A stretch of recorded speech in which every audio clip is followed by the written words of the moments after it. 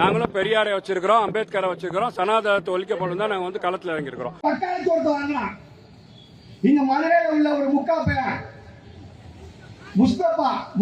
முஸ்தபா பேசுறா, நாங்களும் பெரியாரை வச்சிருக்கிறோம். திமுக காரன் சொல்லலாம், நாங்களும் பெரியாரை வச்சிருக்கோம். நாங்களும் பெரியாரை வச்சிருக்கோம். இந்த முஸ்தபாவை கேட்கிறேன், நீ நல்ல ஆம்பளையா இருந்தா நீ சனாதனத்தை ஒழிப்போன்னு சொல்றீங்களா?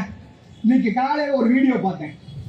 அந்த வீடியோல ஒரு முஸ்லீம் பொம்பளை கேட்குது, ஐயா திருவல்லிக்கேணி மசூதிக்குள்ள தமிழ் முஸ்லீம்களை உள்ளே விட மாட்டேங்க, உருது பேசுற முஸ்லீம்கள்லாம் அல்லாஹ்வுடைய தூதர் மாதிரி பேசுறான், எங்களெல்லாம் அடிச்சு வரட்டுதான் சொல்றான். நான் முஸ்தபாவை கேட்கிறேன், நீ நல்ல ஆம்பளையா இருந்தா அதை பத்தி உங்களால பேச முடியுமா? நீ இஸ்லாத்தை ஒழிப்போம் பேச முடியுமா முஸ்தபாவால? சொல்லுங்க பாப்போம். கிறிஸ்தவத்துல இன்னைக்கு எவ்வளவு பிரச்சனைகள் இருக்குது? கிறிஸ்தவத்துல எத்தனை ஜாதி பிரச்சனைகள் இருக்குது? தலித்து கிறிஸ்தவர்களுக்கு உள்ள இடம் கொடுக்க மாட்டேங்கான். பட்டியலிட கிறிஸ்தவர்களுக்கு சுடுகாட்டுல கூட இடம் கிடையாது. அது கிறிஸ்தவத்தை பத்தி பேசுறதுக்கு கிறிஸ்தவத்தை ஒழிப்போம் எவ்வளவு பேசுகிற பாப்போம் தைரியம் இருந்தா. பெரிய சமூக சமத்துவத்தை மக்களை பிளவுபடுத்துகிற சனாதனத்தை ஒரு ஒழிக்க போறார் கிழிச்சாலி.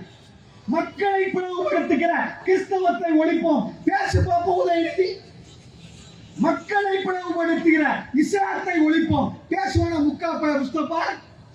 ஆனா இங்க வந்துட்டு சொல்றான் சனாதனத்தை ஒழிப்போம்.